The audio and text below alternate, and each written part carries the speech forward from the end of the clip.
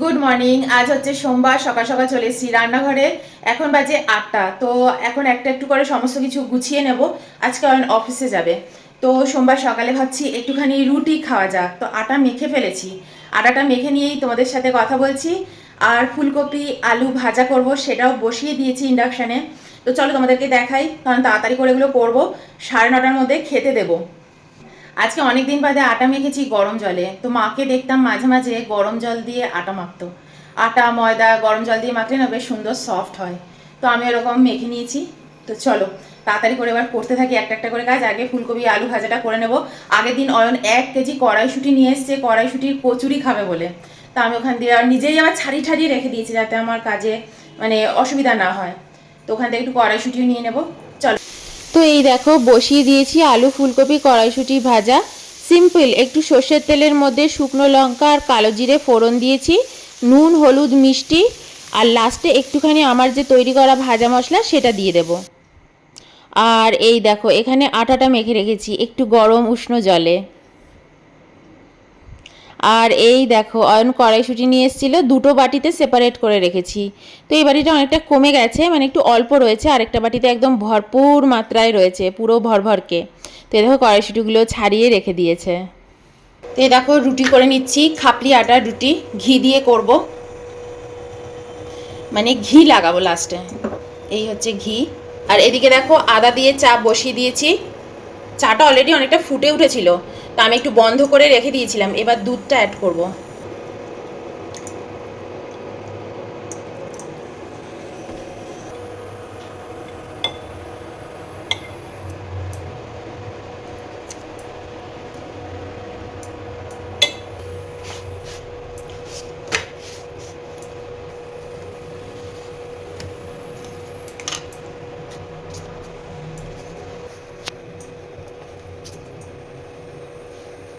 খাপলি আটার রুটি কিন্তু খুব একটা ফোলে না, কিন্তু এটা বেশ ফুলছে, যেহেতু হয়তো গরম জল দিয়ে মেখেছি তাই।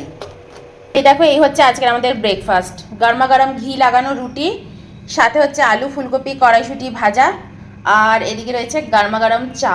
আমার চাটা বেশি, অয়নের চা কম। তুমি দেখো প্রত্যেকটা রুটিতে বেশ সুন্দর করে ঘি লাগিয়ে নিয়ে এসেছি। এই দেখো, এই যে আমাদের ঘি লাগানো রুটি খুব ভালো লাগে। আমি একটা প্লেট নিয়ে এসেছি, মুখে না গাদা গাদা ক্রিম লাগিয়েছি, তার জন্য এরকম চ্যাপচ্যাপ করছে। উপরের রুটিটা একদম গরম, তার নিচের রুটি থেকে খাওয়া যাক। নিচের রুটি উল্টে দিলাম, এদিকটা ছিল এরম ছিল।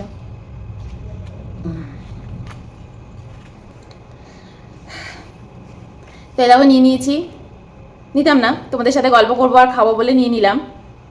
আর এই হচ্ছে আমার চা, চাটাও এটো হাতেই ধরলাম, কিছু করার নেই। আচ্ছা একদম রুটি দিয়ে চা দিয়ে খাওয়া হবে। ফুলকপিগুলো দাও কি সুন্দর রেখেছি, একদম ডাটো ডাটো।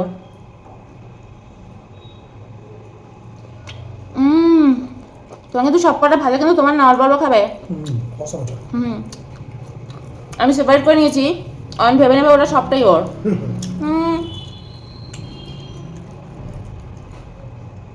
আজ তো সোমবার, নাহলে ভাজার মধ্যে একটু আমি পেঁয়াজ রসুন অ্যাড করতাম। রুটিগুলো হেভি হয়েছে। তোমার কড়াইশুঁটি, কড়াইশুঁটি দিয়ে হেভি লাগছে, হেভি লাগছে।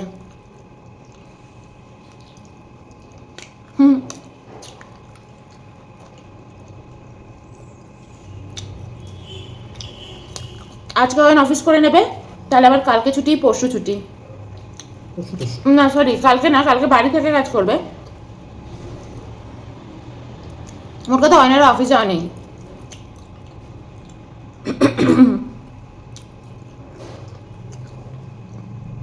তোমাদের কিরকম যাচ্ছে বছরের শেষটাও জানিও।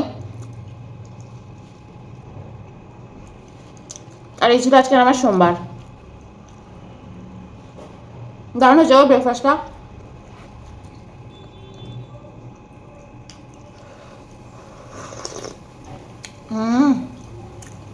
আদা দিয়ে চা। মমিতা দি আপনি আগের দিন জানিয়েছেন যে আপনি মধু খান না, গুড় খাবেন। গুড়টা কিন্তু খুব ইম্পর্ট্যান্ট এই শীতের জন্য। আর মেয়েদের একটা বয়সের পরে না গুড় খাওয়া এমনি খুব দরকার, বিশেষ করে 40 না 45-এর পর থেকে গুড় খাওয়া কিন্তু মেয়েদের জন্য খুব দরকার, আয়রন ডেফিসিয়েন্সি হয়ে যায়। অবশ্যই খাবেন। আমি আমার মাকেও বলেছি সকালবেলা উঠে ছোলা গুড়, রাত্রির বেলা ছোলা ভিজিয়ে রাখবে, আর পিনাট বাদাম ভিজিয়ে রাখবে, মানে পিনাটটা ভিজিয়ে রাখবে। আলমন্ডের দরকার নেই, পিনাট, ছোলা আর সকালবেলা গুড় দিয়ে যেন খায়। আর যদি যাদের আমার মতন আখরোট বাদামটা মানে ওয়ালনাটটা খেতে অসুবিধা হয়, তারাও যেন গুড় দিয়ে খায়, খুব উপকার হবে। কিশমিশ পাশে খেলেও সে ঠিক আছে, কিন্তু গুড় খুব ইম্পর্টেন্ট। আয়রন ডেফিসিয়েন্সি দূর হয়ে যায়। বাচ্চাদেরও ইভেন, একদম ছোট ছোট বাচ্চাদেরও আমি দেখি খুব আয়রন ডেফিসিয়েন্সি, একদম ছোট ছোট বাচ্চা 2 বছর 3 বছর, তাদেরকেও না একটুখানি গুড়, বেশ সুন্দর একদম তোমার মানে ওই খয়েরি কালারের গুড়, চকলেট কালারের গুড়, ওই সাদা সাদা ব্লিচ লাগানো গুড় নয়। এখন পাওয়া যায় গুঁড়ো গুঁড়ো গুড়। যতই ভালো যতই যা বলুক, তোমরা চেষ্টা করবে যেন সলিড গুড়, যেটা যে ফর্মে থাকা উচিত সেটা সেই ফর্মে কেনাই কিন্তু উচিত, সেই ফর্মে খাওয়াই কিন্তু উচিত। গুড় যদি আমরা সাদা সাদা খাই, গুঁড়ো খাই, ওগুলো ভালো না।